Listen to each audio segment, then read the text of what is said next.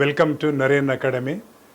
ವಿದ್ಯಾರ್ಥಿಗಳೇ, ನಾವು ವಿವಿಧ ಸ್ಪರ್ಧಾತ್ಮಕ ಪರೀಕ್ಷೆಗೆ, ಮುಖ್ಯವಾಗಿ ಕರ್ನಾಟಕ ಸರ್ಕಾರದ ಮುಂಬರುವ ಎಲ್ಲ ಎಕ್ಸಾಮ್ಗಳಿಗೆ ಮತ್ತು ಕೇಂದ್ರ ಸರ್ಕಾರದ ವಿವಿಧ ಹುದ್ದೆಗಳಿಗೆ ನಡೆಯುವಂಥ ಸ್ಪರ್ಧಾತ್ಮಕ ಪರೀಕ್ಷೆಗೆ ನಾವು ಜಿ ಕೆ ಅಂತ ಹೇಳಿದರೆ ಜನರಲ್ ನಾಲೆಜ್, ಸಾಮಾನ್ಯ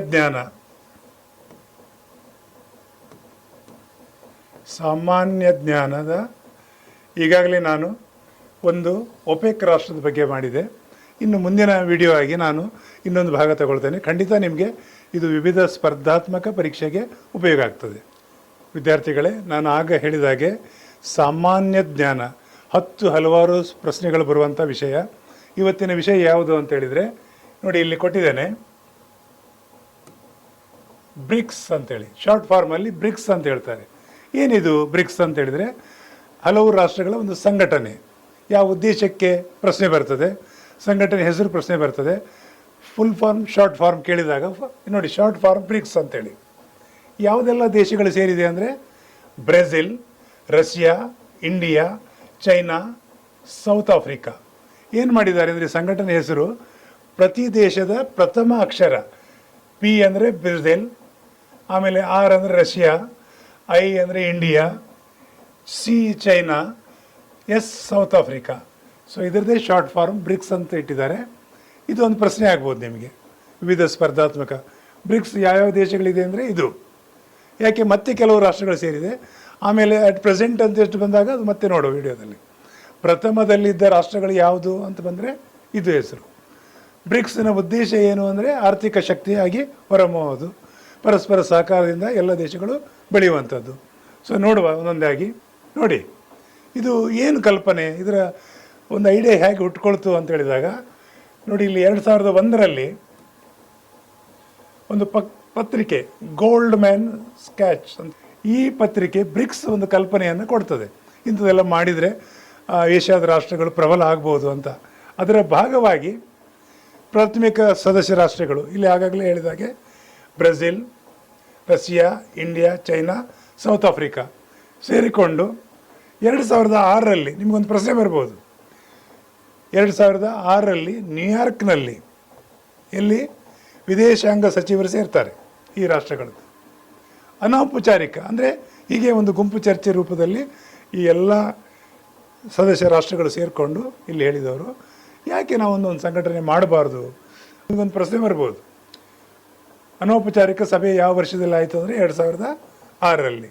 ಯಾವುದೆಲ್ಲ ರಾಷ್ಟ್ರಗಳಿತ್ತು ಅಂದರೆ ಈ ರಾಷ್ಟ್ರಗಳು. ಓಕೆ,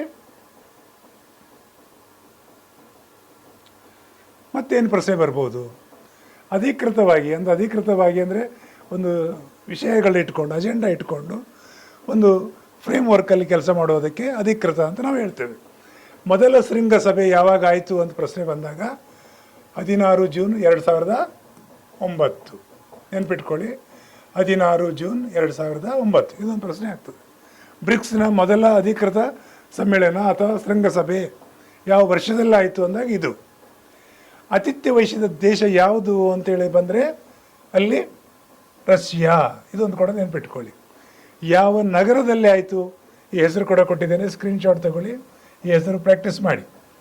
ಓಕೆ, ಆಮೇಲೆ ಮೊದಲನೇ ಅಧ್ಯಕ್ಷರು ಯಾರಿದ್ದರು ಇಲ್ಲಿ ಕೊಟ್ಟಿದ್ದೇನೆ. ಮೊದಲನೇ ಅಧ್ಯಕ್ಷರು ಡಿಮಿಟ್ರಿ ಮೆಡ್ವೆಡೇವ್ ಅಂತೇಳಿ, ಇವರ ಹೆಸರು ಕೂಡ ಸ್ಕ್ರೀನ್ಶಾಟ್ ತಗೊಂಡು ಪ್ರಾಕ್ಟೀಸ್ ಮಾಡಿ. ಪ್ರಶ್ನೆ ಬರ್ತದೆ, ಪ್ರಮುಖ ಕಾರ್ಯಸೂಚಿ ಏನು ಅಂತ ಹೇಳಿದರೆ ಆರ್ಥಿಕ ಬಿಕ್ಕಟ್ಟಿನ ನಂತರ ಹಣಕಾಸು ಸಂಸ್ಥೆಗಳ ಸುಧಾರಣೆ ಮತ್ತು ಜಾಗತಿಕ ಆಹಾರ ಭದ್ರತೆ. ಅಂದರೆ ಹಲವು ದೇಶಗಳು ಸೇರಿ ಸಂಘಟನೆ ಮಾಡುವ ಮುಖ್ಯ ಉದ್ದೇಶವೇ ಅದೇ ಇರ್ತದೆ. ಪರಸ್ಪರ ಸಹಕಾರದಲ್ಲಿ ಆಹಾರ ಭದ್ರತೆ, ಆಮೇಲೆ ಜಾಗತಿಕ ಆರ್ಥಿಕ ಭದ್ರತೆ, ಇವೆಲ್ಲ ಪರಸ್ಪರ ಸಹಕಾರದಲ್ಲಿ ಬೆಳೆಯುವ ಉದ್ದೇಶ ಇರ್ತದೆ. ಅದು ನಮ್ಮ ಉದ್ದೇಶ ಆಗಿತ್ತು. ಓಕೆ, ಒಂದಾಯಿತು. ನೆಕ್ಸ್ಟ್ ಏನು ಬರ್ಬೋದು ನೋಡುವ ಅಲ್ವಾ. ಆಮೇಲೆ ಪ್ರಸ್ತುತ ಆ ದೇಶಗಳ ಸಂಖ್ಯೆ ಎಷ್ಟಿದೆ, ಸದಸ್ಯ ಸಂಖ್ಯೆ ಅಂತ ಬಂದರೆ, ನಾನು ಪ್ರಥಮದಲ್ಲಿ ಹೇಳಿದೆ ಯಾರೆಲ್ಲ ಇದ್ದರು. ಪ್ರಥಮದಲ್ಲಿದ್ದ ರಾಷ್ಟ್ರಗಳು ಪ್ರಶ್ನೆ ಬಂದಾಗ Brazil, Russia, India, China, South Africa. Okay, ಈ ರಾಷ್ಟ್ರಗಳಿತ್ತು. ಪ್ರಸ್ತುತ ಯಾರೆಲ್ಲ ಸೇರಿಕೊಂಡಿದ್ದಾರೆ, ಒಟ್ಟು ಸದಸ್ಯರ ಸಂಖ್ಯೆ ಎಷ್ಟು? 10. ಯಾವುದೆಲ್ಲ ಸೇರಿಕೊಂಡಿದೆ? Egypt, Ethiopia, Iran, United Arab Emirates, Indonesia. ಇದು ಕೂಡ ಒಂದು ಪ್ರಶ್ನೆ ಆಗ್ತದೆ. ಪ್ರಸ್ತುತ ದೇಶಗಳು ಯಾವುದೆಲ್ಲ ಇದೆ ಅಂತ ಹೇಳಿದಾಗ ಇದು ಮತ್ತು ಇದು ಸೇರಿ ಪ್ರಥಮದಲ್ಲಿ ಯಾರಿದ್ದಾಗ ಈ 5 ರಾಷ್ಟ್ರಗಳು. ಇದು ಕೇವಲ ದೇಶಗಳ ಸೇರ್ಪಡೆ ಅಲ್ಲ, ಜಾಗತಿಕ ಜನಸಂಖ್ಯೆ. ಎಸ್, ತಮಗೆಲ್ಲ ಗೊತ್ತಿದೆ, ವಿಶ್ವದಲ್ಲಿ ಚೈನಾದಲ್ಲಿ 150+ ಕೋಟಿ ಜನಸಂಖ್ಯೆ ಇದ್ದಾರೆ, ಭಾರತದಲ್ಲಿ 150 ಕೋಟಿ ಪ್ಲಸ್ ಜನಸಂಖ್ಯೆ ಇದೆ. ಸೊ ಮತ್ತು ವಿಶ್ವದ ರಾಷ್ಟ್ರಗಳು ಸೇರಿದಾಗ ವಿಶ್ವದ ಅರ್ಧ ಭಾಗ ಒಂದು ಜನಸಂಖ್ಯೆ ನಮ್ಮಲ್ಲೇ ಇರೋದ್ರಿಂದ ಇದು ಒಂದು ಆರ್ಥಿಕ ಶಕ್ತಿಯಾಗಿ ಬೆಳೀಲಿಕ್ಕೆ ಜಾಗತಿಕದಲ್ಲಿ ಒಂದು ದೊಡ್ಡ ಶಕ್ತಿ ಒಕ್ಕೂಟ ಆಗಿದೆ ಅಂತ ಹೇಳ್ತಾರೆ. ಒಂದು ಪಾಯಿಂಟ್ ನಮಗೆ ಪ್ರಶ್ನೆ ಇಲ್ಲಿ ಮಾತ್ರ ಬರ್ತದೆ, ಇದೊಂದು ನೆನ್ಪಿಟ್ಕೊಳ್ಳಿ. ಓಕೆ, ಮುಂದೆ ನೋಡುವ. ಸೊ ಇದು ತುಲನಾತ್ಮಕ. ಏನು ತುಲನಾತ್ಮಕ ಅಂತ ಹೇಳಿದ್ರೆ, ಬ್ರಿಕ್ಸು ಒಂದು ನ್ಯೂ ಡೆವಲಪ್ಮೆಂಟ್ ಬ್ಯಾಂಕ್ ಕೂಡ ಆಗ್ತಾ ಇದೆ. ಇನ್ನು ಫಾರ್ಮೇಷನ್ ಆಗಿ ಅದು ಬರಬೇಕಾದ್ರೆ ಸ್ವಲ್ಪ ಟೈಮ್ ತಗೊಳ್ತದೆ. ನ್ಯೂ ಡೆವಲಪ್ಮೆಂಟ್ ಬ್ಯಾಂಕ್, ಇಲ್ಲಿ ನೀವು ಎಲ್ಲ ಸೇರಿಕೊಂಡು ಈ ದೇಶಗಳು ಆರ್ಥಿಕವಾಗಿ ಬೆಳೀಲಿಕ್ಕಾಗ್ತದೆ. ಪರ್ಯಾಯ ಏನು ಅಂದರೆ ಇನ್ನೊಂದು ಒಕ್ಕೂಟ ಯಾವುದಿದೆ ಅಂದರೆ ನೋಡಿ, ವಿಶ್ವದಲ್ಲಿ IMF ಇಂಟರ್ನ್ಯಾಷನಲ್ ಮಾನಿಟರಿಂಗ್ ಫಂಡ್, ವಿಶ್ವ ಬ್ಯಾಂಕ್ ಇದೆಯಲ್ಲ, ಅದಕ್ಕೆ ಪರ್ಯಾಯವಾಗಿ ಒಂದು ದೊಡ್ಡ ಶಕ್ತಿ ಹುಟ್ಕೊಂಡಾಗ್ತದೆ. ಈ ತುಲನೆಗೆ ನಿಮ್ಗೆ ಕೇಳ್ಬೋದು, ಯಾಕೆಂದರೆ ಆರ್ಥಿಕ ಶಕ್ತಿಯಾಗಿ ಇದರ ಒಂದು ಪಾಯಿಂಟು ಅದರ ಪಾಯಿಂಟ್ ನೋಡಿದಾಗ ಭಾಳ ದೊಡ್ಡ ಪ್ರಬಲ ಶಕ್ತಿಯಾಗಿ ಬೆಳೆಯೋ ಸಾಧ್ಯತೆ ಇದೆ ಅನ್ನೋದು ಪಾಯಿಂಟ್ ಇದು ಅಷ್ಟೇ. ನಿಮಗೆ ಯಾವುದೆಲ್ಲ ಬ್ಯಾಂಕ್ ರಚನೆ ಆಗ್ತಾ ಇದೆ ಅಂತ ಹೇಳಿದರೆ ನ್ಯೂ ಡೆವಲಪ್ಮೆಂಟ್ ಬ್ಯಾಂಕ್ ಯಾವುದಕ್ಕೆ ಪರ್ಯಾಯ ಅಂದರೆ ಅದಕ್ಕೆ ಸಮಾನಾರ್ಥವಾಗಿ ಇರುವಂಥದ್ದು ಅಂತ ಅರ್ಥ. IMF international monitoring fund and ವಿಶ್ವ ಬ್ಯಾಂಕ್, ಅಷ್ಟೊಂದು ಪ್ರಶ್ನೆ ಬಂದರೆ. ನೆಕ್ಸ್ಟ್, ಇಲ್ಲಿ ಈ ರಾಷ್ಟ್ರಗಳಲ್ಲಿ ಸಕಾರಾತ್ಮಕವಾಗಿ ಏನಂದರೆ ಡಾಲರ್ ಮೇಲೆ ಅವಲಂಬನೆ ಕಡಿಮೆ ಮಾಡಿ ನಮ್ಮದೇ ಸಂಘಟನೆಯಲ್ಲಿ ನಾವು ಬ್ರಿಕ್ಸ್ ಬ್ಯಾಂಕ್, ಬ್ರಿಕ್ಸ್ ಕರೆನ್ಸಿ, ಅದೇ ಡೆವಲಪ್ಮೆಂಟ್ ಬ್ಯಾಂಕ್ ಮುಖಾಂತರ ಒಂದು ಬೆಳೆಯುವುದು, ಡಾಲರಿಗೆ ಪರ್ಯಾಯ ಒಂದು ಶಕ್ತಿ ಆಗ್ಬೋದು ಅನ್ನೋ ಉದ್ದೇಶ. ಇದು ಸಕಾರಾತ್ಮಕ ಚಿಂತನೆ, ಒಂದು ನೆನ್ಪಿಟ್ಕೊಳ್ಳಿ, ಬರ್ಬೋದು ನಿಮಗೆ. ಆಮೇಲೆ ಇನ್ನೊಂದು ಭಿನ್ನಾಭಿಪ್ರಾಯ ಇದೆಯಾ ಅಂತ ಹೇಳಿದ್ರೆ, ಎಸ್, ಕೆಲವು ಭಿನ್ನಾಭಿಪ್ರಾಯಗಳು ಯಾಕಿದೆ ಅಂತ ಹೇಳಿದರೆ ಅದು ಇನ್ನೂ ಫೈನಲ್ ಆಗಲಿಕ್ಕಿದೆ. ನೋಡಿ, ಇಲ್ಲಿ ಇರಾನ್ ಇದೆಯಲ್ಲ, ಇದರದ್ದು ಒಂದು ಆಲೋಚನೆಗಳೇ ಬೇರೆ. ಪಾಶ್ಚಿಮಾತ್ಯ ಜಗತ್ತಿನೊಟ್ಟಿಗೆ ಅಷ್ಟು ಹೊಂದಿಕೊಳ್ಳೋದಿಲ್ಲ, ತಮಗೆಲ್ಲ ಗೊತ್ತಿದೆ. ಈಗ ಯುದ್ಧ ನಡೀತಾ ಇರೋದ್ರಿಂದ ಅದೆಲ್ಲ ಗೊತ್ತಿದೆ ಅಭಿಪ್ರಾಯ. ಆದರೆ ಅದೇ UAE ಯುನೈಟೆಡ್ ಅರಬ್ ಎಮಿರೇಟ್ಸ್ ಇದೆಯಲ್ಲ, ಅದು ಹೊಂದ್ಕೊಳ್ತದೆ. ಕೆಲವು ಸೌದಿ ಅರೇಬಿಯಾ ಹೊಂದ್ಕೊಳ್ತದೆ. ಇಂಡಿಯಾನು ಇನ್ನೊಂದು ದೇಶದೊಟ್ಟಿಗೆ ಹೊಂದ್ಕೊಂಡು ಬಾಳುವಂಥ ಒಂದು ಒಳ್ಳೆಯ ಶಕ್ತಿ ಇದೆ ನಮ್ಮ ರಾಷ್ಟ್ರದ್ದು. ಚೈನಾ ಕೂಡ ಹೊಂದಿಕೊಳ್ತದೆ ಸಾಧಾರಣ. ಬಟ್ ಇದರ ನಿಲುವು ಇರೋದ್ರಿಂದ ಸ್ವಲ್ಪ ಭಿನ್ನಾಭಿಪ್ರಾಯ ಇದೆ. ಮುಂದಿನ ದಿನಗಳಲ್ಲಿ ಸರಿ ಆಗ್ಬೋದು, ಬ್ರಿಕ್ಸ್ ಬೆಳಿಬೋದು ಅನ್ನೋ ಒಂದು ಪಾಯಿಂಟಲ್ಲಿ ಇಲ್ಲಿ ಸವಾಲುಗಳೇನಿದೆ ಅಂತೇಳಿ ಅಷ್ಟೇ. ಮುಂದಿನ ಸಭೆಗಳೆಲ್ಲ ಆದಾಗ ಅದು ಬೆಳಿಬೋದು ಅಂತೇಳಿ ಇದು ಒಂದು ಪಾಯಿಂಟ್. ಆಮೇಲೆ ನೆಕ್ಸ್ಟ್ ಪಾಯಿಂಟ್ ನೋಡುವ.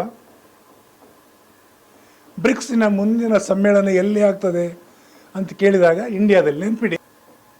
ಎಸ್, ಇದೇ ವರ್ಷದಲ್ಲಿ ಇಂಡಿಯಾದಲ್ಲಿ ಆಗಲಿಕ್ಕಿದೆ. ಸೊ ನೆನ್ಪಿಟ್ಕೊಳ್ಳಿ, ಇದರ ಮೂಲ ಅಜೆಂಡಾ ಏನಿದೆ ಅಂತ ಹೇಳಿದರೆ ಇಂಧನ ಭದ್ರತೆ ಮತ್ತು ಸುಸ್ಥಿರತೆ.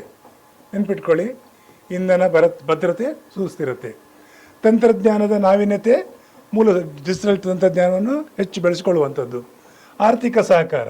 ಎಸ್, ವಿದ್ಯಾರ್ಥಿಗಳೇ, ನಾನು ಆಗ ಹೇಳಿದಾಗೆ ಈಗ 2026ರಲ್ಲಿ ಅಂದರೆ ಇದೇ ವರ್ಷದಲ್ಲಿ ಕೊನೆಗೆ ಹಂತದಲ್ಲಿ ಒಂದು ಅಧಿಕೃತ ಡೇಟ್ ಎಲ್ಲ ಆಗ್ತಾ ಇದೆ.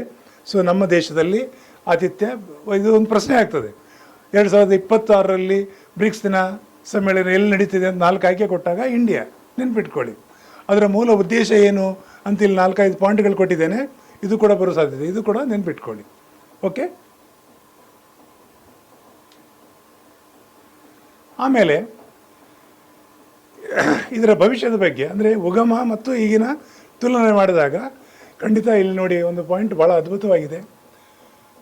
ಇದು ಮುಂದಿನ ಎಲ್ಲ ಸ್ಪರ್ಧಾತ್ಮಕ ಪರೀಕ್ಷೆಗೆ ಒಂದು ದಾರಿ ಆಗ್ಬೋದು. 10 ರಾಷ್ಟ್ರಗಳ ಶಕ್ತಿ ನೋಡಿ, ಎಷ್ಟು ರಾಷ್ಟ್ರಗಳಿದೆ ಪಟ್ಟಿ ಈಗಾಗಲೇ ಕೊಟ್ಟಿದ್ದೇನೆ. 10 ರಾಷ್ಟ್ರಗಳು. ಆರ್ಥಿಕ ಬೆಳವಣಿಗೆ 3.8ರಲ್ಲಿ ಬೆಳೀತಾ ಇದೆ. ಜಾಗತಿಕ ದಕ್ಷಿಣದ ಧ್ವನಿ. ಹೌದು, ವಿಶ್ವದ ಅರ್ಧ ಜನಸಂಖ್ಯೆ ನಮ್ಮಲ್ಲೇ ಇರೋದ್ರಿಂದ ಏಷ್ಯಾದಲ್ಲಿ ಆ ರಾಷ್ಟ್ರಗಳಲ್ಲಿ ಸೇರಿದಾಗ ದೊಡ್ಡ ಶಕ್ತಿಯಾಗಿ ಬರೀತದೆ. ಮುಂಬರುವ ಶೃಂಗಸಭೆ ಮತ್ತೊಂದು ಸಲ ಕೊಟ್ಟಿದ್ದೇನೆ, ಇಂಡಿಯಾದಲ್ಲಿ ಆಗಲಿಕ್ಕಿದೆ. ಅಂದರೆ 2026. ನೆನ್ಪಿಟ್ಕೊಳ್ಳಿ. ಸೊ ಇದೆಲ್ಲ ಪಾಯಿಂಟ್ಗಳು ನಿಮಗೆ ಖಂಡಿತ ಮುಂದೆ ವಿವಿಧ ಸ್ಪರ್ಧಾತ್ಮಕ ಪರೀಕ್ಷೆಗೆ ಬರ್ತದೆ. ಮುಂದಿನ ಸಲ ಇನ್ನೊಂದು ವಿಷಯ ತಗೊಂಡು ಬರ್ತೇನೆ. Thank you very much.